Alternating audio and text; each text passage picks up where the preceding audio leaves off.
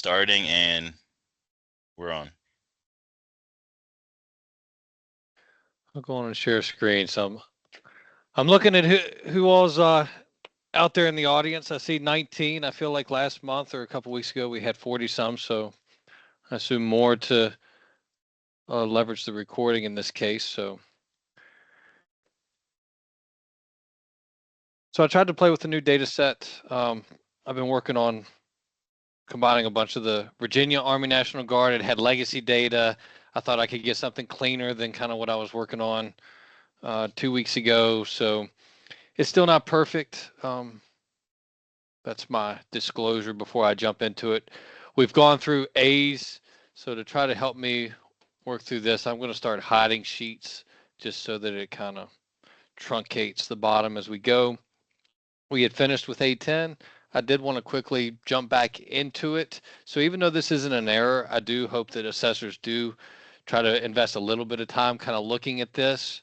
As Dean had offered, I think the big thing here is to come in and kind of look at things that may just throw these drastic values. So I found this one interesting. Right, so this is a 9,000 square foot building that has a 6,000 kilowatt solar panel system that generates a $22 million replacement cost. So this would be a case where you would double check that section quantity, maybe go back to the manual and see how it says to quantify, which if I did that, I did have it open briefly.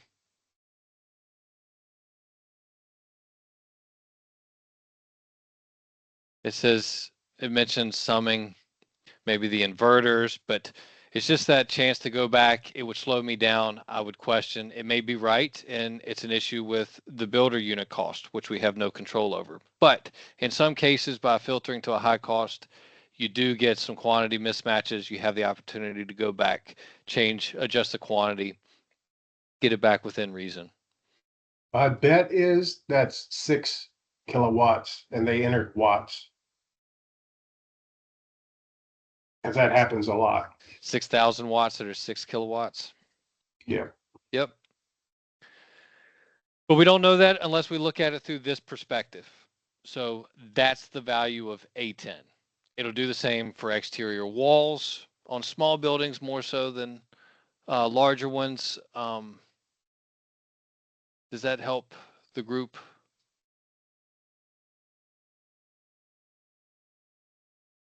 I guess I need to go back. No, I am in A10. Thought I cleared my filters. This is actually designed to hit based on a percentage of the value of the building. And what we're finding now with doing a lot of small buildings is you get a lot more hits because a lot of these small buildings have components that are worth more than the building. Like you could have a little small shed type building that has some switch gear in it, and the switch gear is worth more than the whole building. So it hits a lot on the smaller buildings. So it's creates a lot of false hits for buildings under, say, 1,000 square feet. But it still gives you a chance to look at that dollar value and see if it's just something completely ridiculous like a $22 million solar panel system. Yes, sir. So some of these I don't look at as being hits more so than just a perspective.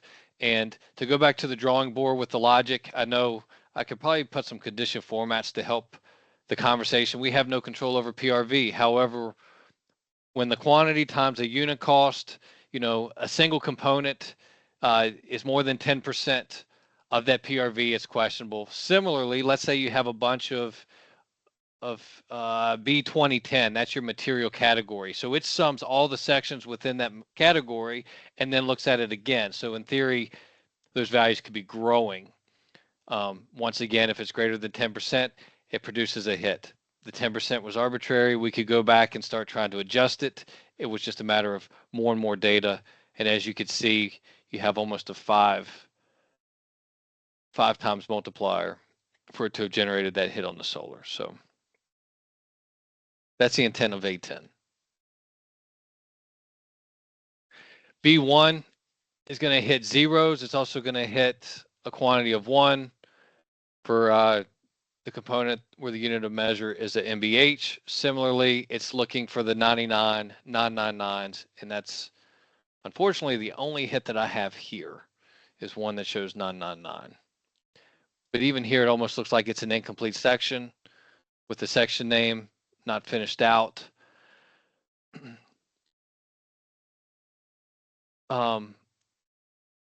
I don't have it in this data set. I have seen instances where something comes in as 1 and it throws a flag and you go into your bread file and it still appears to be 1 and someone says, well, how is that? Why is it hitting 1?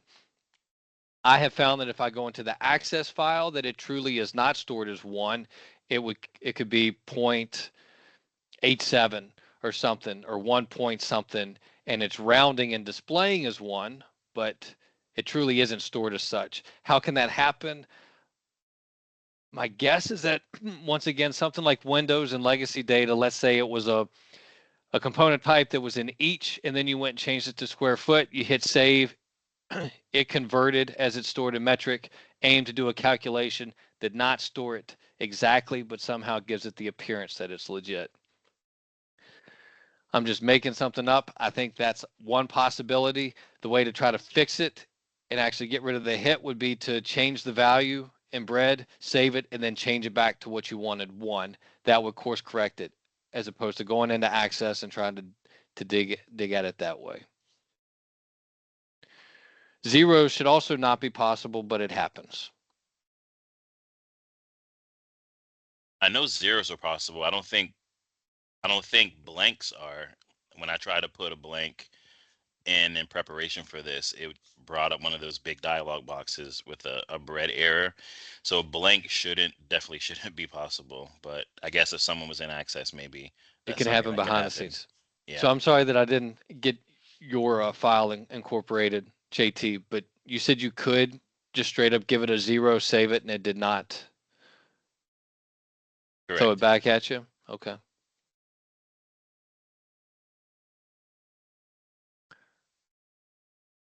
I'm going to try to be quicker with these. So I will pause when I feel like I'm at the end. If someone has a chance or JT chimes in, if there's a question, we'll hit it there. So B2 is more for all your builder calculations. It's one of those that I don't think that you can really look at from an eyes on review sheet and get much value out of it. Here, there's a lot of condition formats. What I look at is if I'm seeing a lot of yellows and reds more so than greens. So greens appear to be good, right? This is telling me that it's within a low to high range, but the yellows do tell me that either an outdated component catalog is being used for the calculations, or the QC tool could have an outdated component catalog since everything is leveraging unit cost.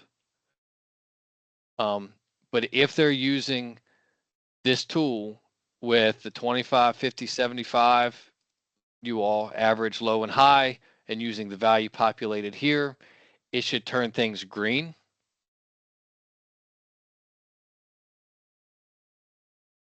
Which is an indication that assessor is using this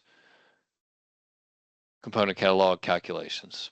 So I see a lot of yellow. The reds are definitely in question. So we have a 9,000 square foot building square foot 9017. I think I'd put that in. 100% average produces ductwork at 1737. Yet this is 3,173. So definitely should be questioned. And when I'm going through in QC and I filter on all the reds and I look, and if you've got a comment in there that explains why the quantity is way high or way low, like the only ductwork in the building was on the roof, a 10-foot section on the roof or something like that, that explains it, then I move on. But if there's no comment and it's way out, then I'm going to have to ask a question. Yeah, I'll add to that too. The QA individuals also use these same formulas. So if for some reason a quantity is suspect and it gets past QC, it typically does get flagged in QA, and normally they have a range that they're looking for within, pipes fittings. It should be between 431 and 527 linear feet. and we put 360. Like, that's a real example, and they kick it back to us, even accounting for differences in where we put the building attributes and some of those other things. There's a range that QA is looking for using the same formulas, and so we do get those back and have to validate those. So be sure to look at those QC hits. And this is the same building, right? So 1324 versus 1298. I'm assuming the 100% average was intended to be used. So my gut's telling me the catalog was slightly adjusted. It's outdated. That's the shortcoming of using a unit cost and aiming to enforce that. 465 versus 546. Electronic controls 36. Now, I will say, I remember reviewing Ricky's data many months back, and his values were like one off, which was really suspect. And then the more digging we did, it was in the rounding. So obviously, to present this as a whole number, you do all the calculations, it presents itself, it's rounded. The logic in the QC tool is doing the same thing, but was it rounding in the same spot, or was it prematurely rounding and then continuing a multiplication that was introducing that one off? So I think that's long since been fixed. But if you feel like you're doing it right and you're seeing a lot of yellows and reds, then please reach out, because something's off and we want to get it fixed for everyone.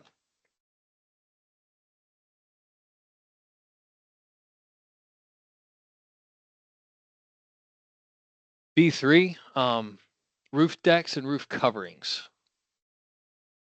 So it has to present, it's looking at various sections. So what this presents is one row of data. What I do want to point out with the dashboard, if we look at B3, this is fairly new, and I don't have an explanation as to what the 1 and 3 means, but what it means is 1 is a single row of data as it's presented in B3. However, there are 3 sections that are affected by this stored procedure. And so at a high level, we can see there's 616 roof deck. However, there's only 516 square feet of covering. This is one where you'd have to dive back into here. There's various ways to do it. This is a very simple example, a smaller data set. So I can simply filter to B3.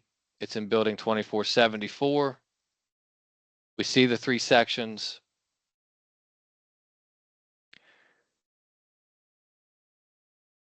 So this is an example of one that I can probably note. Roof covering includes canopy that is monolithic. I'm not looking at a photo, but I think that this is accidental.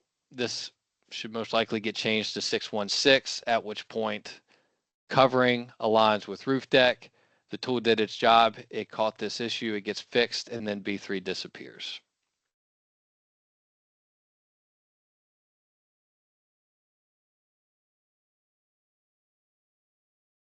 Silence. I didn't like that in some cases. I felt like that it oversimplified by trying to create a smaller data set. I know it helps with demonstrations, but let me try to open something just real quick as a backstop.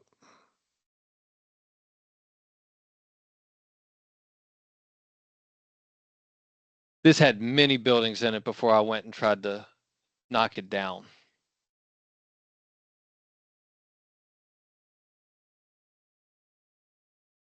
That one did not.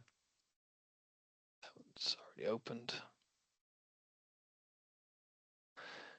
Bear with me, please.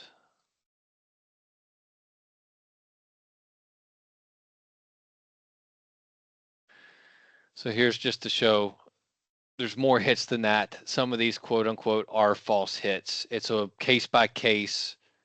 Once again, deck, covering, metal may or may not have a deck associated with it. And then obviously B30 1090 for earth and berms. So it's just a perspective to look at, right? This ammo storage has all deck, no covering. Is that the right answer or not? So it's a balance of B3 and going to the eyes on review, or if you're in the bread file, was it right or a mistake?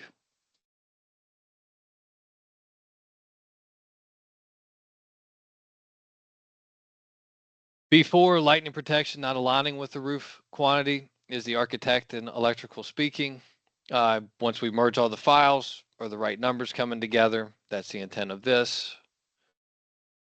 So B4, another easy, should be an easy example.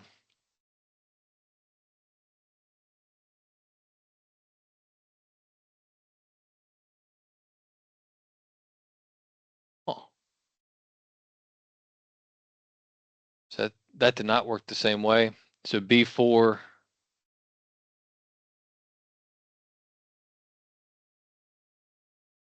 so there's only one section. 2474.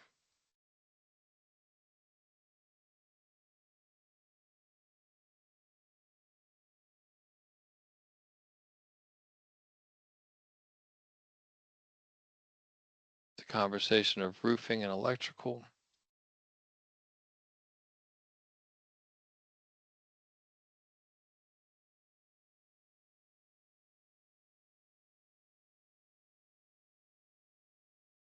So here's the discrepancy. I am kind of curious.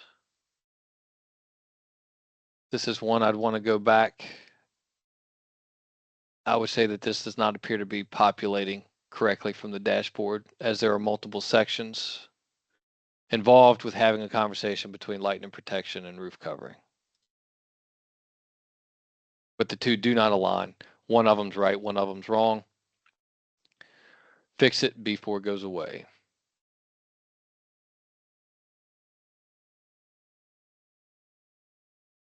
B5 is back to that requirement of changing the building square foot. If there is a discrepancy, right, the bread file needs to be correct. That value needs to be right in order for the check to do its job. Certain things we do not anticipate to be greater than the building area. When they are, this throws a flag. From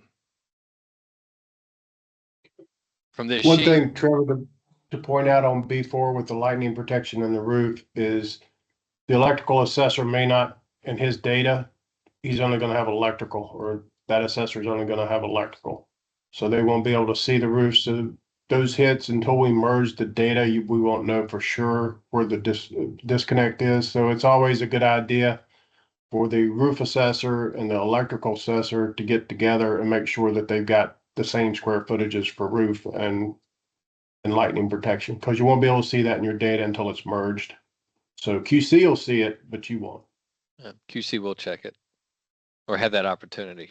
Thank you, Dean. That's one thing that I've recommended a while back, was as that assessor building notes is implemented, that could be a potential column that could just help have that conversation sooner rather than later, or a place to document it to minimize it. But if lightning protection doesn't apply on buildings, then, you know, it's not needed to input for every single building.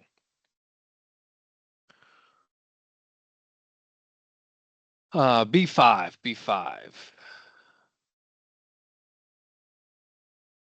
Are there questions here? You know, when floor finishes, ceiling finishes do not exceed, I don't even really, I don't look at these. I expect that the assessor can glance at these and the numbers either look appropriate, or the idea is it's summing it up. And if something was missed, you know, it may get triggered here by looking at it through this perspective.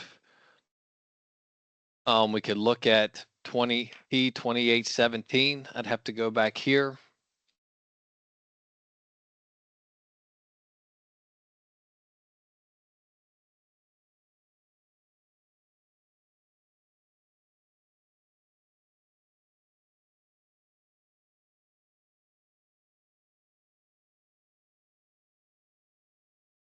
So this is an example where this is legacy. So this is legacy stuff that wasn't even addressed. But we have a 2350 square foot building and 2558 on floor decks. So it should throw a flag. It doesn't appear that section had been addressed.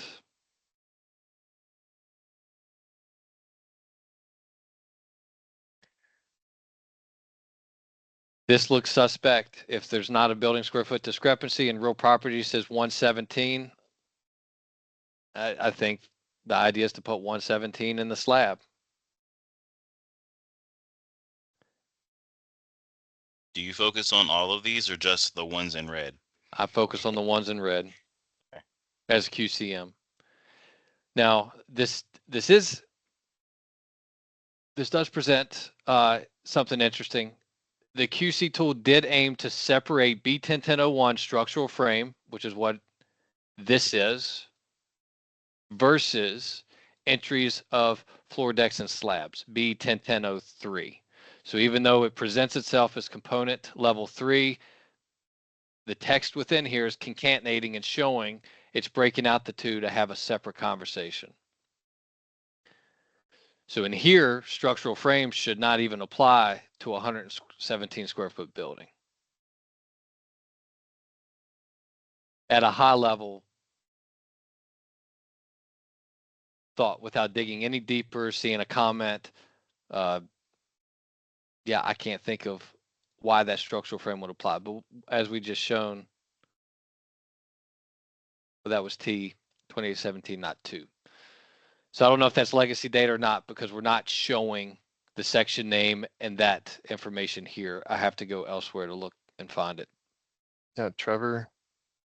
Sometimes those are the base plates of those like pre-manufactured flammable storage units. So it's more substantial than just sitting on a piece of concrete.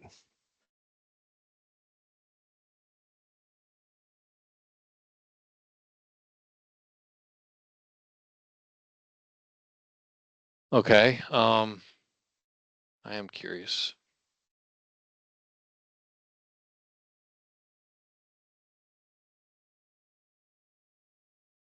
So I experienced what may be a little bit of your pain, Brad, when I merged everything together, right? With Guard, you go into multiple sites and they do share common building numbers. So when I merged it, I had a boatload of building ones. So I just got rid of one. I didn't even want to look at it. There are 2 buildings with building number 2, at which point the QC tool cannot filter out or sort appropriately. So I just noticed that, stumbled on that.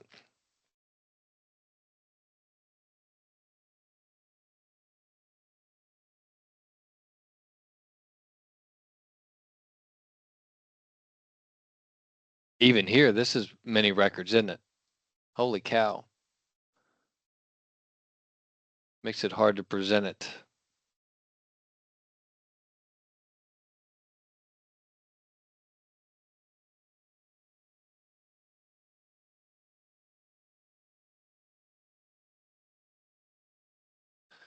Strip slab roof structure, I see that. So without the picture, I think I would still be questioning this and looking. And if it had a floor system, why is it B101001 and not B101003?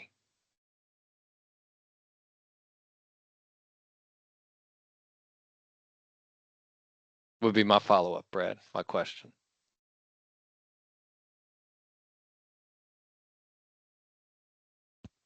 I'm thinking, sorry. Yep.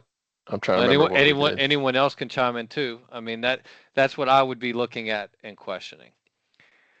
And then asking if we're really going back to that manual and saying if something is less than 1,000 square feet, it's a straight hard rule that it's going to get flagged. So maybe that just needs to go under floor deck. that's what, yeah, B101003. Okay. But overall, that is B5. Things that are red get dug into deeper. In my position, QCM, I'm not flagging. I'm not looking at ones that aren't. I consider that the assessor's chance to understand what this is aiming to do, the perspective. You know, C30 ceiling finishes. I have to go back to the basics. You know, the insulation. Could be throwing things off, plastic covered insulated bats. I feel like we've accommodated for it, but I may be misthinking. There's just so much going on. So sometimes a very light scratch at the surface, plastic covered insulated bats pops. It's not a QC hit, or it is, but it's not an issue, and I'm moving on.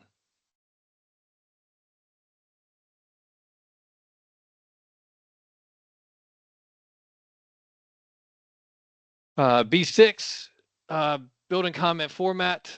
Dean, you actually had a good example just the other day, yesterday, wasn't it?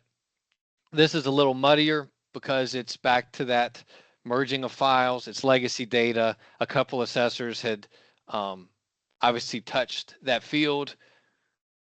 You have multiple comments that got pushed in, but at a high level, name, company, date. As you can see, there is no space dash space. So I would expect the tool to hit Ben's comment for having space dash space within a timestamp. We have areas not accessible as spelled out at the top versus the use of areas not assessed. B6 should be hitting that. And then I asked Justin yesterday if we could get something eventually in the updater that anytime it sees areas not assessed to change it to areas not accessible, so we don't have to worry about that one because that gets backwards a lot. Yep. I think that's a good ask. And then lastly, you know, I can always do better at providing more information if the description at the top is not capturing it at all. So I'm asking for everyone's help that when this is confusing to please reach out and help me make it better. The other thing that should be hitting is N/A, and I have to go back to our guidance document at that point.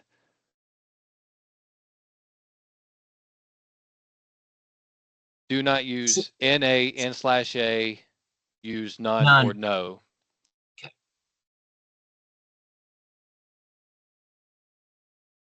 So there's a few things that could be trickling through that if this was a single comment, it should still be hitting it and populating at B6.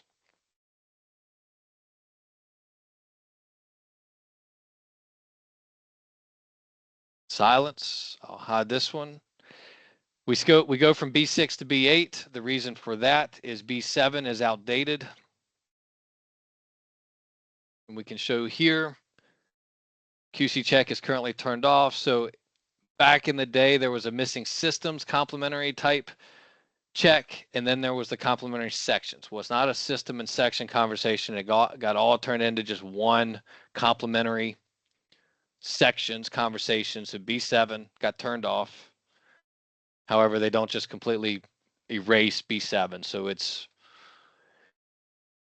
accounted for. B8, a lot of effort got put into this. B8 is complementary sections. We can go back to a component catalog. Just as a quick reference, I can maximize this. The effort put forth here is how the QC tool is looking to create these flags.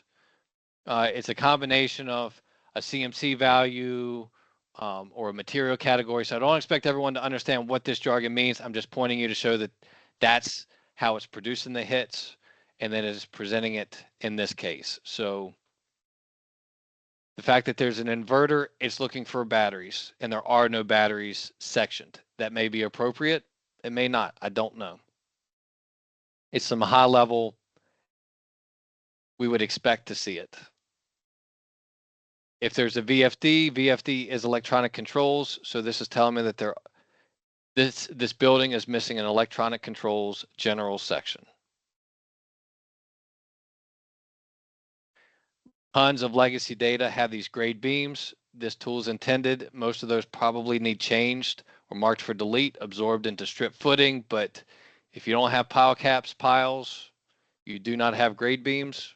Dean, please correct me if I'm wrong in that statement. That sounds right, because anytime you got grade beams, you probably got a pile foundation, which means you gotta have pile caps, and then the grade beams usually span between pile caps. So just trying to glance through these, I have a rooftop unit. Logic says most of the time if using rooftop, it's for gas fired. So it's looking for special piping, most likely natural gas, but there is no D29E01. It's meant to question, did someone miss that section? Is that the most appropriate component type, or is it a false flag? All three are possible. Does not contain legacy. I don't want to see the stuff that we didn't touch. You know, you have gas-fired furnaces, you have no piping to supply those furnaces. We have a fire alarm control panel without the square foot distribution section. We have devices, we have no distribution section.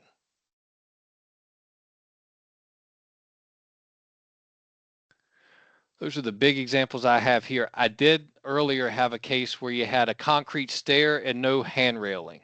It is meant to hit that. It's not meant to hit metal stair for hand railing, primarily just concrete. At which point it's a question of, is that how it gets left, or does the assessor put in hand railing is not associated with these stairs? By putting in a comment, it does not satisfy the tool. However, it does minimize the chance of QC coming back and asking yet again, did you miss this? If there's gutters and no downspouts.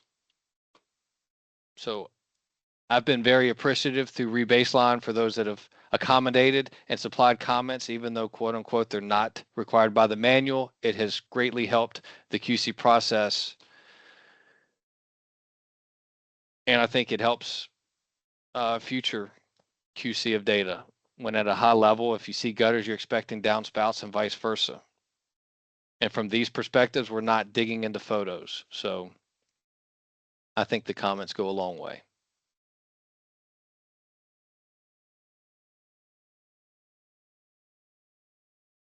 Okay, silence, move on to the next one.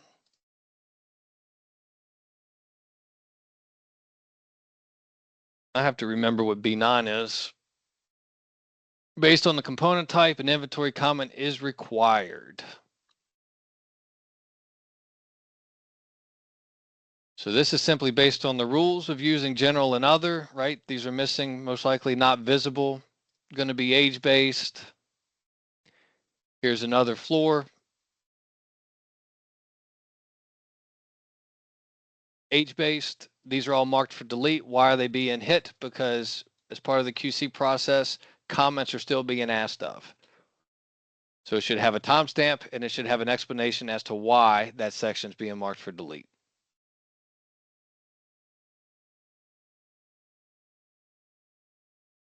Legacy, someone could say that this has a comment, but it's not correctly formatted, whether it be brackets around the timestamp.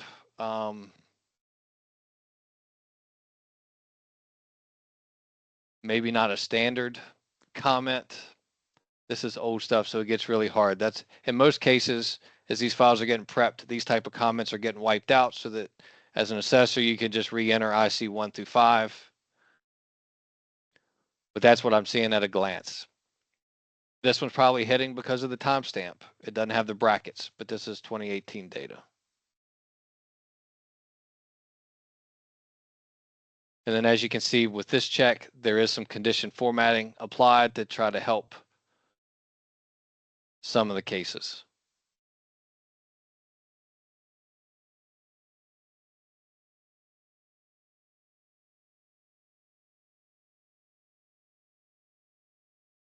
Branch wiring, which must match grounding. Same thing with the year. Pretty self-explanatory. It's a case by case. We have 2020 versus 2006. Is that right? This appears to have branch wiring and no grounding section. So is it missing the grounding section? You know, I continue to have to go back to the programmer, John, on this one. I don't know why at times it populates as two separate rows. It should all be combining this into one. It's the same building, 1727. You have 5310. That part's right, 2012. But then you have a discrepancy in the idea that the section names typically should align.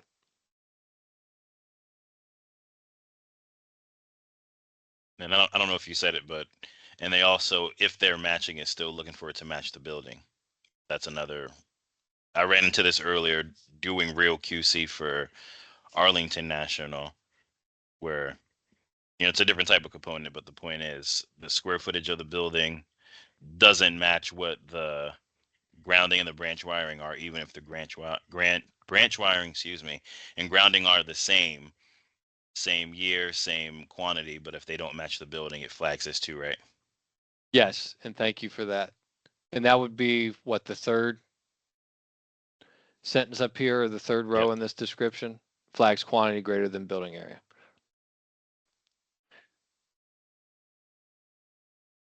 Hey, Trevor, Yes. so is that, it sounds like even when you started about the other thing where there was a discrepancy with that, is that as easy as just remembering to go back to the building level portion and change the square feet? It would satisfy JT's scenario, yes. Yeah. Or it speaks to the importance of what is the building area, the real property, and is everyone on the same page with that? Right. And if we're claiming a discrepancy, I think it's still important to get QC involved early on and, validate those, making sure that it appears right. If there's any digging of, God forbid I say canopies, but canopies and mezzanines, if there's something funky going on, do we claim the discrepancy or do we try to work within the real property as it's provided to us? So, what I've done, and this was per the direction of, I think Dean, and copying or writing Dean and Monica, is that every time we have any discrepancy that made a change to the builder file, we made that change if we felt it necessary, but then in a separate email, sending that to Dean and Monica to on the project we're on. So I'm just saying, to Dean, you can speak for this about, I guess, you updating or validating that, or whether or not the builder database needs to be updated. Monica reports real property changes so that they can change them on their end, because if we upload it into Builder, it's going to get overridden if they don't change it in real property. So if the number of floors or the building square foot changes by over 10%, we need to report that separately. Just changing Right. it in the blade file, that fixes the QC tool hits and keeps the teams aligned. But even though it goes into Builder, it's not going to stay that way unless we report it to real property. Right. Okay.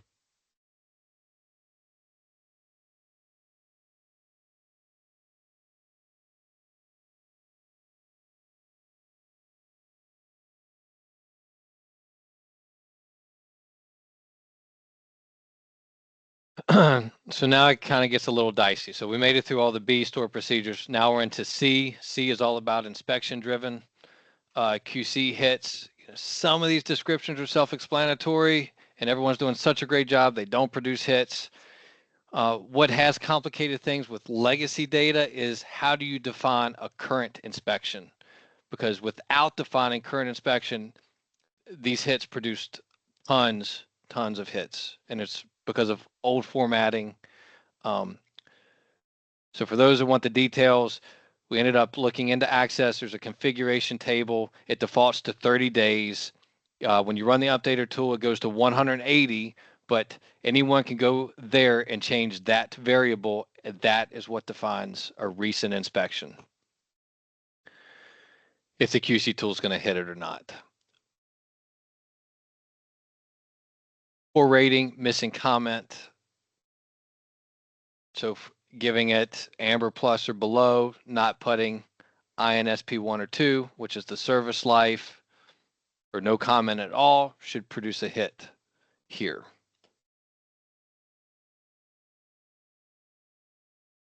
I don't know how else to go through these. I'm sorry that I don't have sheets to provide examples. C2, G plus rating within 1 year of construction, installation. Section years 2024 at this point or older, and you give it a G plus, but I think some of this does need to be put under a little bit of a microscope, so that we're not downgrading things prematurely.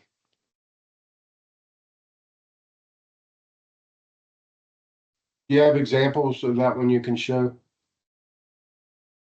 So what I normally do when I run the QC tool is I look at all the G minus DCRs, and then I start looking at what the expected rating is and the dates and what the component is.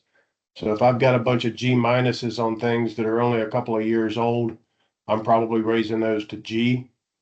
Certain, depending on the component, it could be even older than that. If the expected rating is above 95, which is a G, then I start looking at it for raising that rating. Now, if it's something like a panel board that's 10 years old and it's on the outside of the building based on the section name being west or cardinal direction, I typically leave that alone. Most finishes I leave alone unless they're really new, because depending on how the building gets used, it could be worn more than normal or getting worn ahead of time. But if it's something that's kind of hard to judge just by looking at it, like a pump or something, and that pump's only a few years old and we just do a G minus on it, I raise that to a G. So So that's what I use. I don't have a good example for the group. A good file, easily accessible. It may be a good opportunity to say that, I assume that most of these checks are working correctly, but it's still in my interest, due diligence, to spot check it from time to time. And the idea is that the stored procedures are intended to speed up our job. Before the stored procedures, we all had to go to an eyes on review sheet and apply these filters manually and look at each check as its own little perspective. So C2, I'm having to knock the cobwebs off.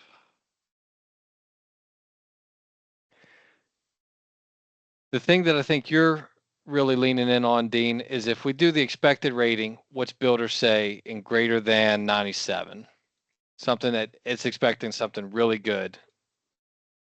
And we can see that based on, let's say, recent inspections, let's say that this 2023 is recent. Actually, you got a few different dates going on here.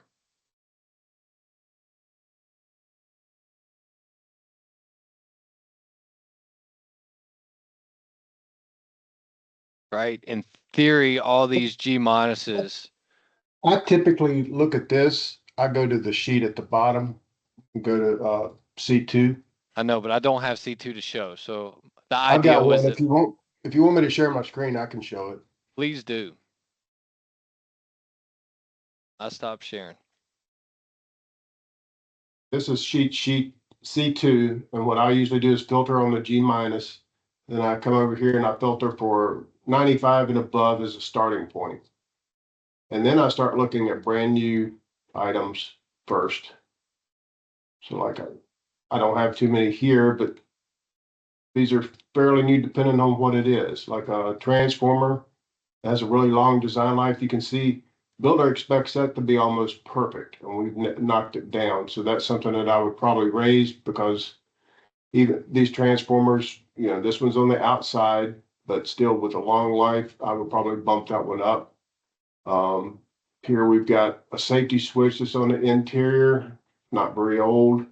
Some of these I would probably bump up, but this is how I use this report, is just to look for things that potentially we get too used to throwing a G minus on everything. It's easy to do, but depending on what it is and the design life and how old it is, some of those need to be bumped up. I see a lot of superstructure in, like warehouses that we can see that may be 10 years old, but builder expects that to be 90, almost 100, because it's got like 100-year design life. So you would not knock that down to G minus just based on it being a couple 10 years old, unless there's some issue. Then it rarely is an issue. So I'll stop sharing this one. No, keep sharing for a second. So there's some Okay. there's some great things from what you're showing right here. One, why did my QC report not produce hits? Because as I shared or showed, it said that bread file has 2023 inspection dates, and I did not open up the configuration table big enough to have that conversation, right? It wasn't recent data. Two, this C2 is only on test. It is not on production. So all the assessors on the call or to listen to the recording later, they're not going to see this perspective. This is on test because it was intended to try to start furthering the conversation of the basic thing that's saying, if something is, at this point, we're 3 months into 2025, but if something that says is 2024, or actually 2023, right? It says that we cannot give it a G plus. So this was intended to give a perspective to start questioning why we can't. And what it is showing is the G minuses and the Gs. Is it right for a QCM to turn around and start adjusting all of these? Rated as you see it, should we be talking about recalibrating and things like that? So it's still complicated, right, Dean? It's not fair to show that assessors don't get to see this. QCMs, FYI, if you're running files on test, which you should have access to, you're going to look at it from a different perspective than just running it on production. I Well, still don't maybe know we what can the right eventually- answer is. We can probably eventually get this to a point that we can get it in production to where it'd be useful, because I think there are a lot of cases that we're rating things too low. I don't see too many things rated G plus anymore that aren't brand new. I see the bigger problem is rating things G minus that are too new or too new based on their design life to be rating them G minus, unless there's obviously something wrong. And in most cases, only the assessor would know. But there are some things that I do adjust. Yep. And we get comments back from QA on that as well, that they, Justin can probably speak to that. That we hear back from Golden Wolf that we were given too many things that they would expect to be a G minus. Okay. I think it's great conversation. I think it speaks to what Daniel brought up, a year or two ago with service life. It got incorporated into the updater tool. This would be another conversation because it's going to produce a lot of hits. So it's a chance for Justin to take a look at it. Maybe he can take a stab at it. And the updater tool is course correcting 60%. But right now it produces a very long list. Right. Right. Is that the intent to bog us down? And it seems like it's, a minor thing, rating something G minus versus rating it G. What difference could it make? But, I used the example, I had at MWA, we had 4 identical airplane hangars that had fire protection systems in them that we're not supposed to give a rating to. And they were all fairly new. I think they were like 2022, something like that. And 3 of them did not get a rating. The assessor did it correct and let builder rate it. But on the 4th one, the assessor did rate it and it put a G minus. So when I ran the work plan, looking at the dollars in the plan, there was no work on 3 of those. And on the 3rd one that had the G minus, it was replacing the entire system in like year 8. So what it does is if it's real early in its life and you give it a G minus when it's expecting it to be at 100, that curve's usually fairly flat at 100 to 99 or so for the first quarter of its life, and then starts to gradually deteriorate, and then the slope increases as it gets older. When you give it a G minus, you just turn that curve into a sliding board and it reaches its replacement in half the life that it normally would or less. So it does make a big difference, especially on components that they do work on. Might not hurt you on superstructure or foundation, but some of the dynamic components, it certainly does.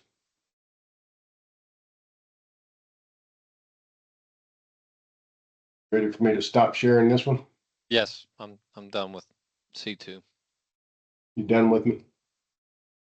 Not you, just C2.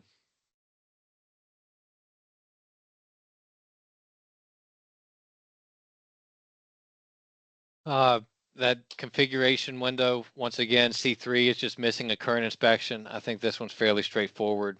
This is all 2023 inspection dates, so that's why it's hitting. This is legacy data, but that's the safety net with C3 and ensuring that inspections that should be visible are given the appropriate DCR, or there's a comment that says it's not visible.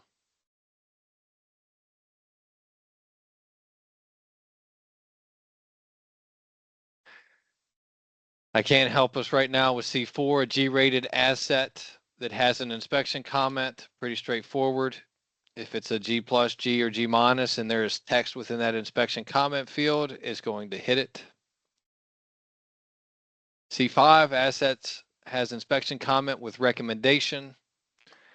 I don't know what those trigger words are, but obviously based on here, I think replacement or repair are going to be those keywords that if it finds that anywhere in an inspection comment, it'll flag it.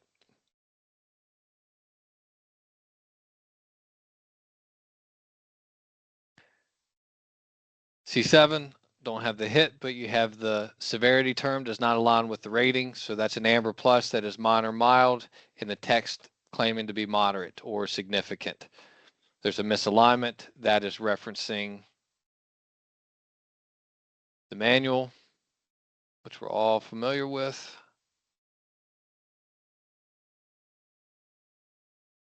That's these terms associated with the appropriate DCR rating. Trevor, I have a comment about that one.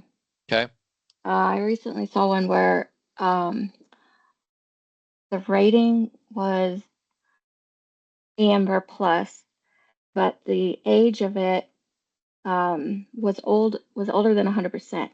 So the tool automatically changed the rating to amber, which then made the comment with the word minor in it wrong, and it flagged it. So then going back and, fixing it, and you look at the picture and you see, oh, that's just minor. So you put the rating back to amber plus, not knowing that the tool did that. It's gonna be a cycle. Is there any way to also change the word in the comment, not just the rating? Change minor to moderate? What I've done in the past with those, because you're in a catch-22, is I just change the severity term from minor to moderate and let it go. It's not a huge difference in the rating, and based on its age, it should be amber. So when you consider both the condition and the age of it, I just change it to moderate. Mm-hmm. Okay.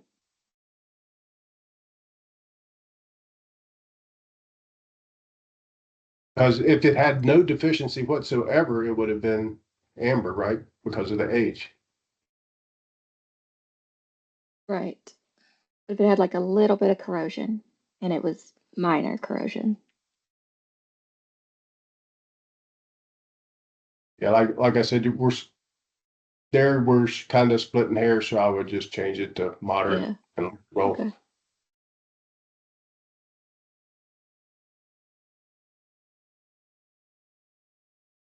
And I would just say that that's a great example of the importance of running the tool multiple times, as you may not be aware of a change that you make and how it could impact, other fields in that data.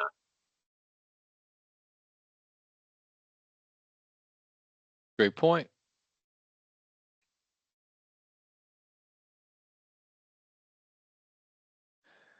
C9, I don't even know what C9 is because we don't even have it in the list within the QC procedures. So I'm not sure how it got skipped, but it did. So moving on, C10, rated asset with builder and comment.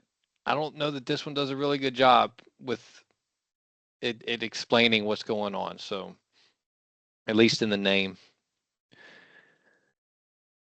Its aim is to hit a conflict between a standard comment and the DCR rating. So I do ran know into that it a lot where the assessor would put a comment in that we weren't going to do an inspection and it would be rated by builder, but then they would go in and give it an inspection. So that's what that was designed to hit. Yep. I've had problems with this with existing data because whoever did it 6 years ago put a G minus on a strip footing.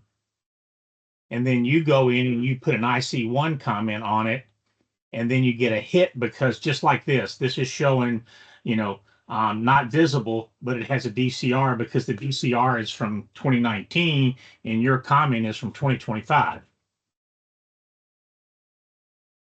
Trevor, did we address that with the age of the inspection by not looking back past 6 months or something like that, so that it wouldn't hit those?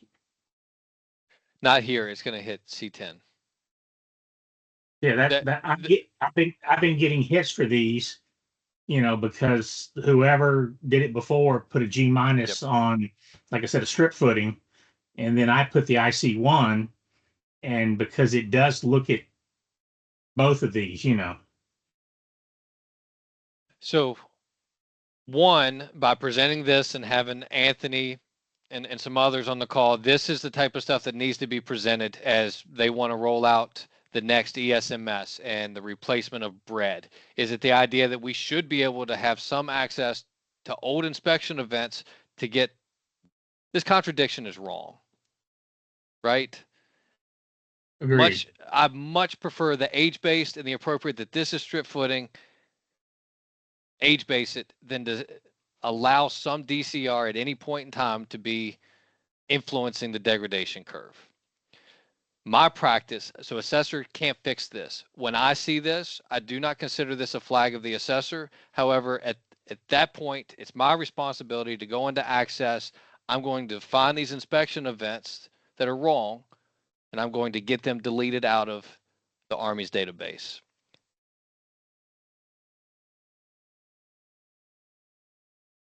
Does anyone have comment to that? As opposed to having me delete the prior inspection case by case. Well, I mean, in practice, you're not supposed to be able to, and you really can't do it in bread. It has to be done in access. And then there's Okay. caveats to that. You can't delete the record. There's a bread status that has to be carried through so that when we import the file into Builder, it truly deletes that record, not just having deleted it from your access file. So you guys do it behind the scenes. Great. I do. I think some others on this call do it. I don't know if it's standard practice with all. I think it's a question still of, am I supposed to be going in and changing it? It's obviously a contradiction. I've never been told otherwise to leave it alone. I continue to try to present it when I can so that the Army has the chance to weigh in. What do they want? But it takes time.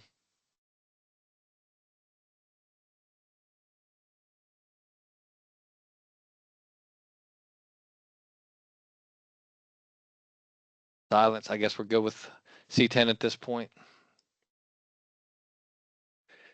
C11 has to do with R22 and the AMBER rating. So without having a good example, I'll just roll on. C12 and C3 pretty much should not exist anymore if the updater tool is doing its job. So service life, 75 to 99, 100 and greater. It's adjusting from AMBER Plus to AMBER. So these have pretty much become non-existent. However, if we're looking at data that's legacy, we're not doing inspections, we're opening up inspection windows, it will shed some light. There is a reason to continue to have it within the QC process so that it can keep us honest.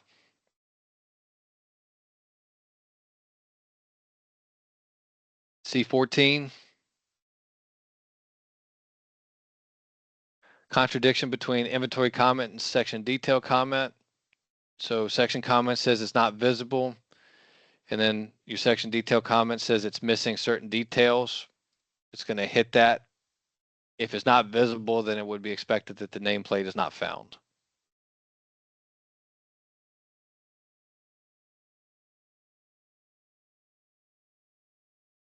Has anyone? That's something that QA hits on too, believe it or not. They compare those.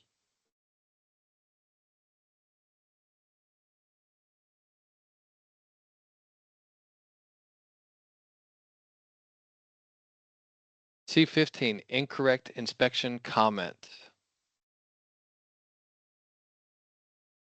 This may be dated. I don't want to speak too much on this. I'd want to see data that's hitting C15 to know if it's legit. As I read this, it sounds a little repetitive of 12, 13, 11. As some may have noticed, you know, we are trying to do more and more with some procedures and then retiring others. So it's a work in progress. Does that one hit deterioration versus deteriorated? What, C15? Yeah. No, because it has nothing to do with the distress word. Oh, I'm This- thinking distress. Sorry about that. You're thinking about I think that's C17. Yeah, C17. C16. This is the one where age base equals yes, according to the catalog breakdown. A lot of these I come across are when we're doing rebaseline or reassessments, and someone assessed something in the past that that shouldn't be assessed, and I think they highlight in blue, don't they, now in the QC report? They do in the eyes on review sheet. Yeah, should highlight in light blue. That's a condition format. Actually didn't highlight here.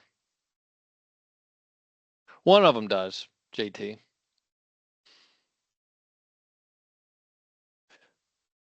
The blue highlight is the contradiction. Right now, there's no contradiction because there's no comment and there's no inspection event. Yeah, it's the C18 is the one that highlights in blue. Well, why didn't it highlight Okay. this one in blue? I don't know, I'm colorblind. Right, I did something wrong. But yeah, I've Yeah. seen a good deal of that.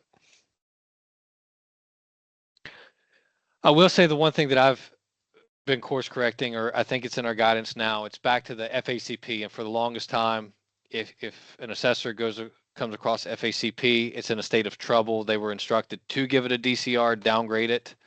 I think we've all gotten away from that, right? A trouble state can be very short term. Why are we providing a DCR that's going to have a negative effect for 3, 4, 5 years to come, undetermined amount of time in the future?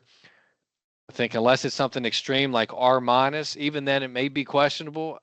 I think the right answer for FACP is if you feel the need to say it's in a state of trouble, that is more appropriate as an inventory comment. Your timestamp will be there, FACP, IC5 or whatever. It's going to be age-based, followed with FACP was in a state of trouble. It's more appropriate there to document it as opposed to the DCR and utilizing the inspection comment.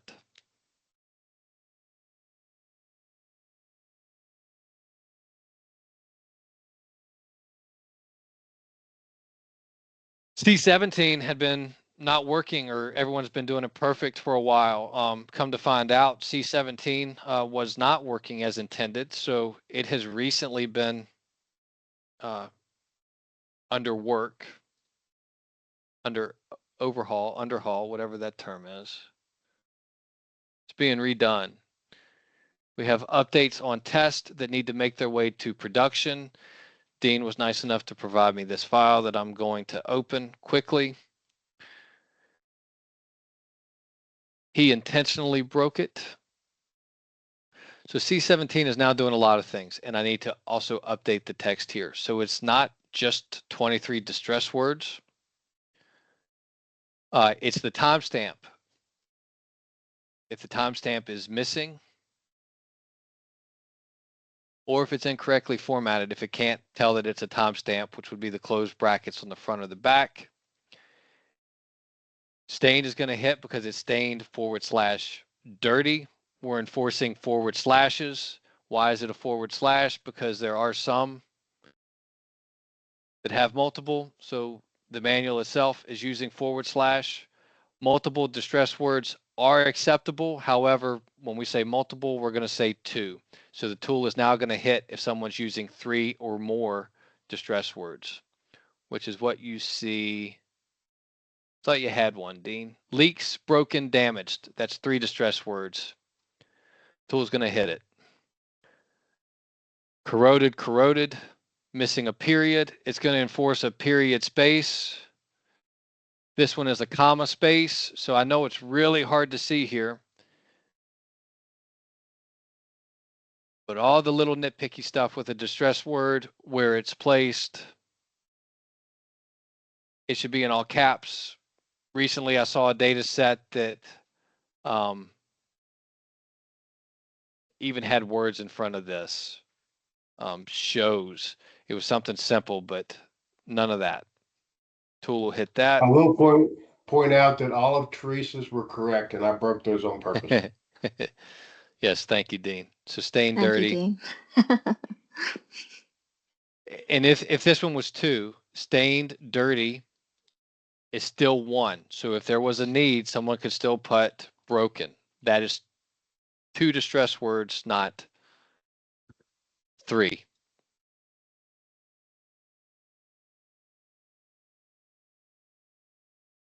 Hey, Trevor, that's just for that one, right? Because that one particular one is stained/dirty. Yes. Yeah. But what you're saying is that if I have something corroded and broken, I can say corroded/broken. Because I just did an assessment where I just used corroded, and then I noted in the assessment there it was corroded, but also one of the doors was broken of a, and so, but I guess I could have done corroded/broken. You could have, and the tool would not have Okay. hit that. You can use 2 distress words. Okay. And we But we not 3 or confirmed more. that with QA because there was a QA, I think, from Huntsville. Lori, remind me if this is correct, that would only allow us to use one. But in talking to Golden Wolf, they said, nope, that's never been a rule. You can use more than one. Yes, that's correct. Huntsville was a special case, I think. They didn't understand the manual. So, yes, to my knowledge, we can still use more than one. I believe the trick is, though, if you use more than one, you have to make sure it's also in the statement.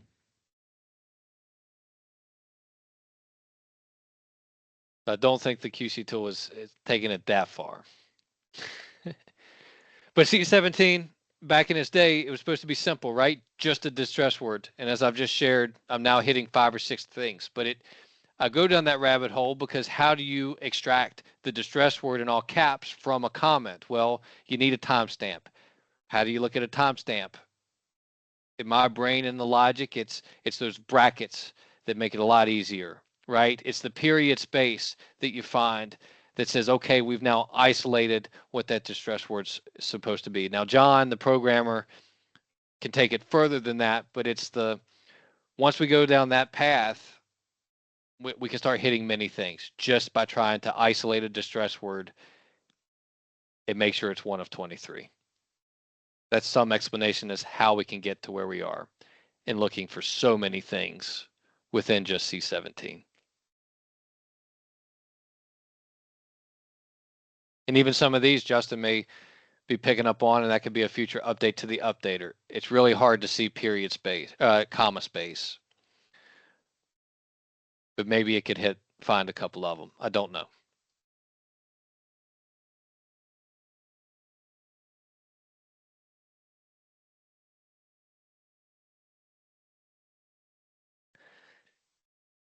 C18 inspection timeline. Once again, that really has to do with legacy data, and it's also one that I do believe is on testing and not on production. But the reason for it is as you provide updated DCRs, what happens if someone is accidentally updating the section year? So you had this asset. It was 2012 and it has a 2019 inspection event. Assessor goes and changes the section year to 2022. Let's say they give it a new DCR. Well, you can't have a section year 2022 because it's going to then be after the idea that you have this 2019 inspection event tied to it. So that's a case where the idea, most likely that section should have been marked for delete and then one entered from scratch. That's the intent of C18. For those that are seeing it and dealing with legacy data.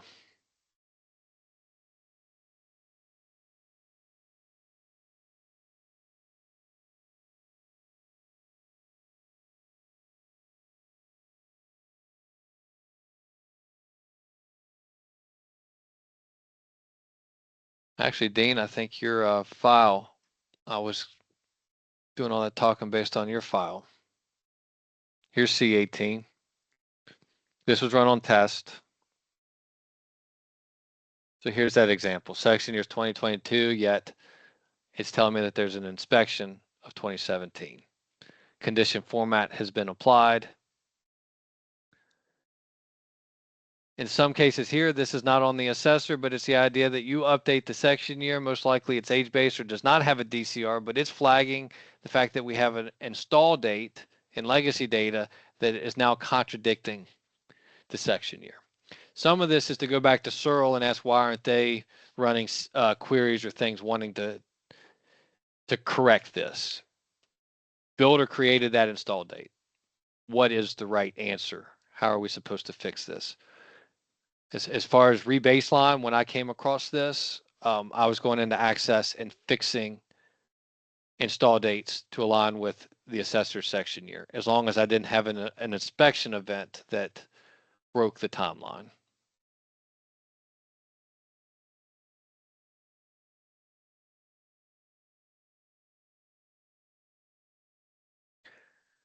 Legacy data, it gets really tricky when it comes to D1. It produces tons of hits because not everyone's held to the same Jacob space dash space section naming expectation. But that's what this check is doing. It's going to extract location and ID from details and compare that to the section name. It's also going to look at the section name and the space dash space. It's going to look to extract the different parts of it and compare that to the details. So it's not just one-sided, it's looking at it from both perspectives. And that's what's producing hits. Does anyone have questions with D1 that's fresh, that they found concerning, that they don't like? Right, this is missing location. It's just panel A, B. It's not mech room space dash space. This is not space dash space. It's E space dash MAU1. So the fact that there is no space dash space, the tool cannot extract what's to the left location from what's to the right MAU1. So this requires a fix to the section name.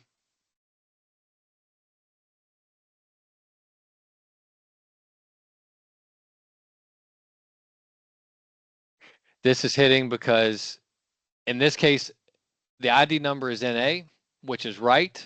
Space dash space becomes a descriptive. The tool should be able to do this, but Surge Protector TVSS does not align with equipment type, and more likely than not, the comment. So as far as the section name goes, I would expect to see TVSS. I would run that through the tool again and see if it fixes it. Trevor, do we have any way of specifying what problem specifically these find? Because I'm just thinking out loud. You know, there's a lot of nuances to it, but without us individually kind of looking at it, saying, oh, there's a second space, or it's not a space dash. Is there any way to pinpoint which one it finds is the problem to help make the corrections?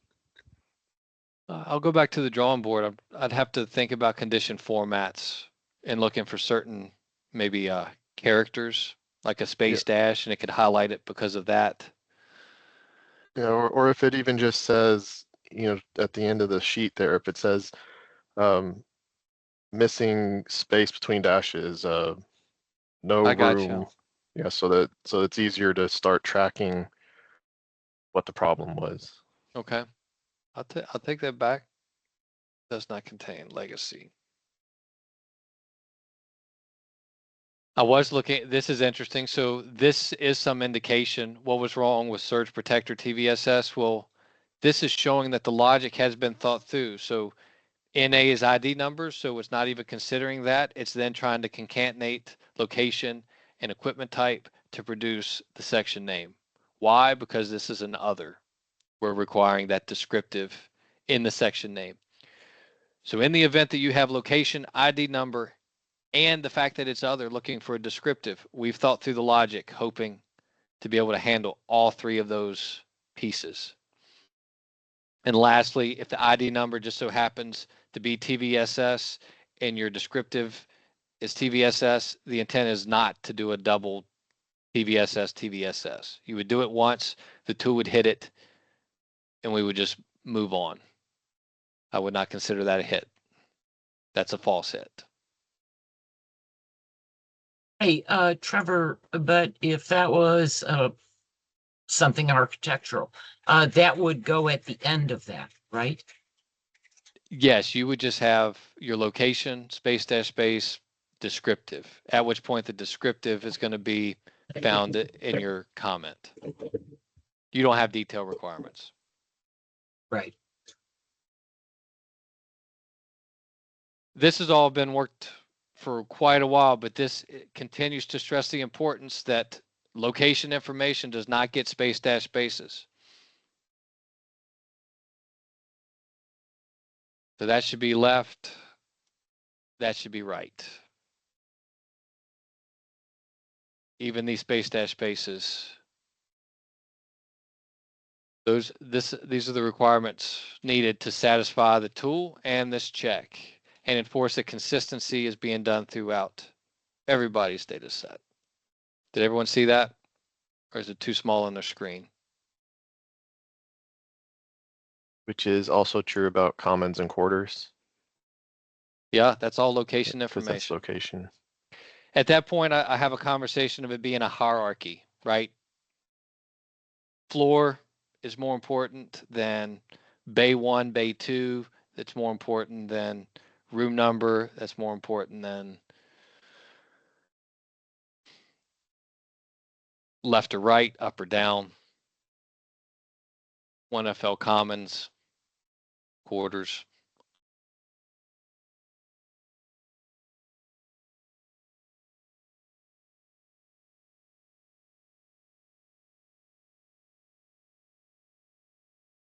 D2. What is D2? Once again, no hits. You rarely see it. It's going to be more of an issue with legacy data when they had emergency lighting and they were using bug eye and EME in the section name. So this is looking for those keywords and it's going to flag it if it is used, because if it's in the section name, most likely component type needs updated, at which point you don't need that in the section name. So that's D2.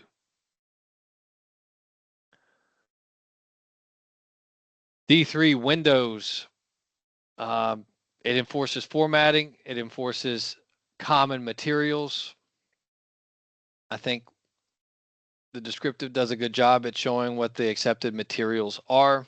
In this case, once again, space dash space is very important. We're not asking for space dash space. The requirements of Windows is material dash count. Dash is a single character, space dash space is 3 characters. So all these are hitting because that should be aluminum -9. But you do throw, like it says in there, you do throw the cardinal direction if you have to on the front, and that is a space dash space. That's right, because that's a difference between location and then this Windows section naming requirement.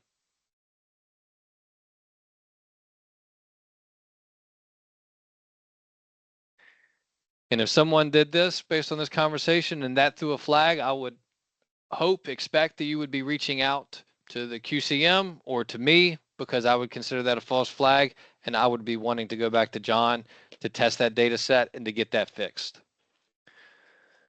We should not have false hits within D3. Now, here recently with other, where do you put the descriptive? If it's shutters, which is still a window conversation, storm windows have come up in recent conversation. They're getting incorporated. I think they just did into the guidance document. So for those that don't know, a new guidance document is out on the QC website for download.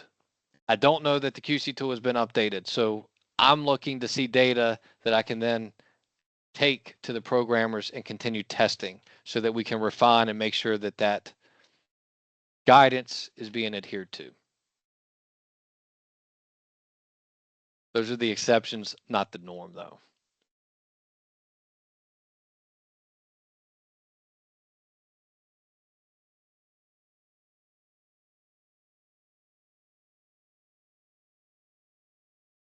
Barracks. So we have 2 checks with regarding commons and quarters. Barracks require additional sectioning. These are sectioned by floor, then commons.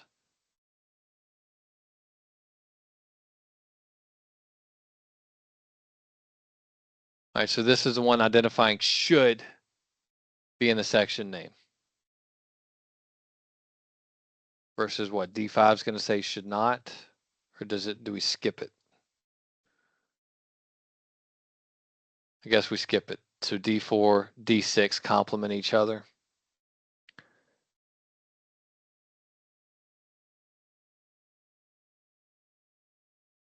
Nope, this is number of floors. Someone can point me in the right direction. I thought one was Should and should not. It's a commons and quarters conversation. That's about all I can.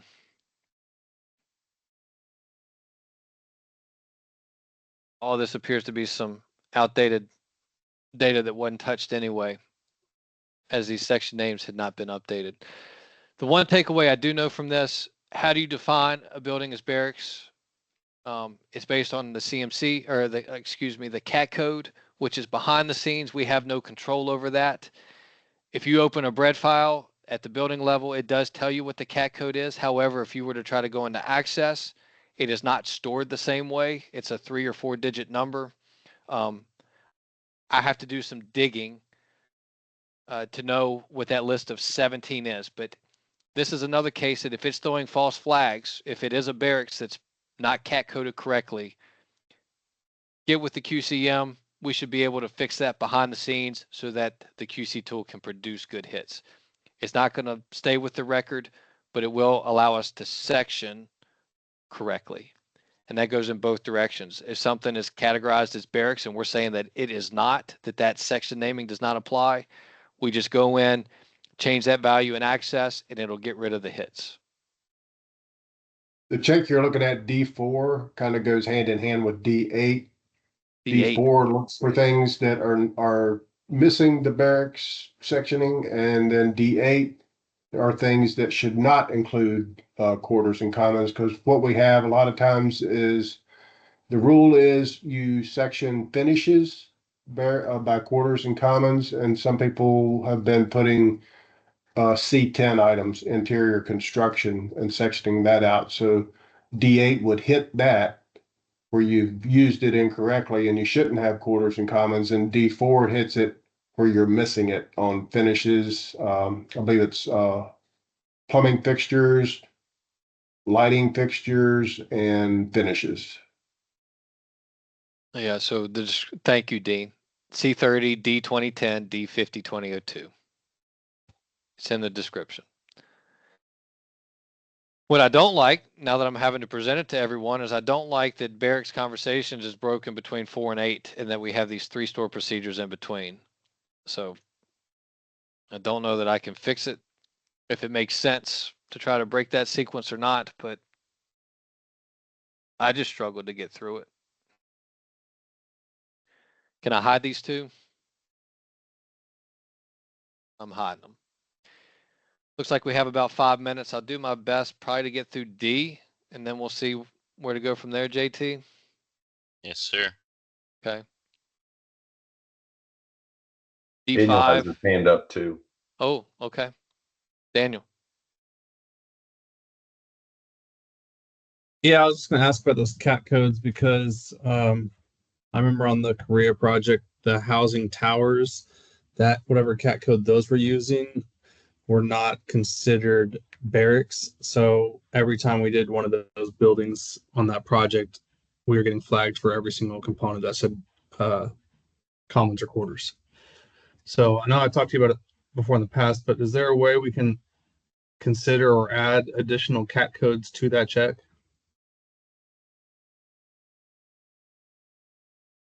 I think there's a couple different ways to skin it. I don't know if that was a one-off or if those CAT codes can always be considered that. As far as a quick solution, so I probably need to be able to share this, provide this more efficiently. This is how I have it saved to know. If you need to change a CAT code just to get the QC tool to do its thing, I would just go into access, and it doesn't matter which value you pick. I'm going to find this field. It's obviously not going to be one of these 17 because it's these 17 that define what a barracks is. I'm just going to change whatever it is to 316, and then I'm going to run it through the tool. I don't know if that helps you. That's my solution.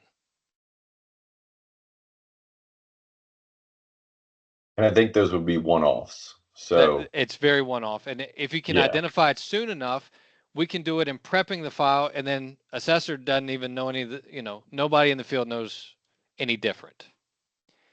It's just a data field that we're trying to adjust behind the scenes so that the QC tool can enforce the right rules. So those CAT codes listed there, are those all specifically barracks, or do those Yes. include other types of housing like apartments or condos? Well, I don't know. Or... I just know that the effort involved, I think Brian Loomis helped with this. It was, see, this isn't even a CAT code. This is a CAT code link. That's how convoluted it is behind the scenes. CAT codes are 5-digit numbers, and they present themselves in the bread file as a 5-digit number with a classification. However, when you go into access within the facility table, it's stored differently. And it's, I guess, going to the lookup table to reference and then populate the data as it is displayed. So.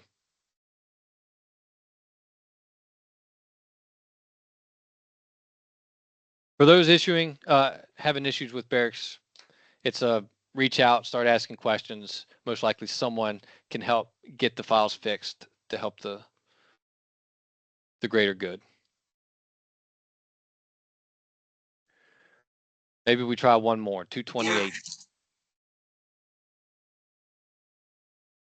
D5, it looks for exterior component types. Please review and update section name accordingly. Cardinal direction, quantity. Right, so the fact that these are B20, that's an exterior component. We have quantities of 1 and a section name of NA. Cardinal direction would apply. Unfortunately, this can only enforce really when the quantity is 1. If the quantity is 2, from a high level logic standpoint, we don't know if it's on the same side of the building or not. But what I would say is you could be at a building that has 10 roll-up doors, and if they're all on one side of the building, cardinal direction applies. Logic can't fix that. That's either field QC or just being there, seeing it through photos. But simply in this check, it's aiming to enforce cardinal direction for exterior components.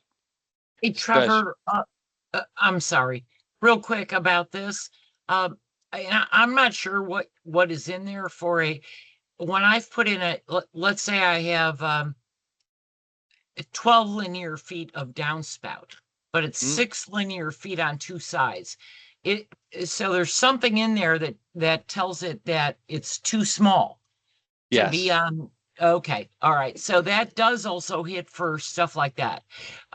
Gutter, not enough linear feet or something. So I'm just bringing that up. Thank you very much. I forgot. So that's where I could update the description. So I'm back to the QC procedures because I did not, and it only references a quantity equal to 1.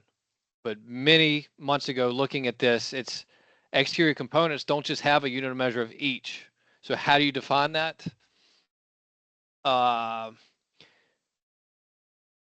It looks like D5. C10, material description, not like C10, C30, section quantity less than or equal to 6 unit of measure square foot. So there's some broad logic that, for example, is trying to identify maybe a window where the unit of measure is square feet. And if it's such a small amount, odds are it's on one side of the building, cardinal direction would apply. Or louvers. Yeah, that's another. Louvers. Yeah, louvers get hit a lot because a lot of times you have, E vents on opposite ends of a building and they're only a couple square feet or 1 square foot each. So those get hit a lot because of the small quantity. And then downspouts, I see that hit a lot when it's under a certain number of linear feet. I think it's like 8 or 9. Well, it's 15. So quantity 15? less than or equal to 15. So that's a random number, but it's the idea that it's such a small amount that it's worth asking the question. And I don't see that hit a lot. I don't see the downspouts hit a lot. The one that I do see hit a lot is the vents and louvers. And then in their logic, not logic, but the manual says if it's just a little vent, a CMU block 8x16 type louvers, that we don't capture those. So with such a small amount from a QC perspective, it's worth slowing down and trying to find a picture or just asking that question to ensure that something is not being inventoried that doesn't belong in builder. But you can have small quantities. So this can produce some false hits, but they should be minimal. With that, we're 2 minutes past, JT. What do we want to do? I think we have a third session to finish out E, EM, and F. I think that's appropriate. And I think that'll be enough time to get through those last ones. I'm gonna stop I think you- recording. I really think, quick. Trevor, you wanted to show a little bit of alluvial as well in the next session, right? Yes, I can end with alluvial. But we can stop recording, and if anyone has a question now for this group, we can touch on it, but I intend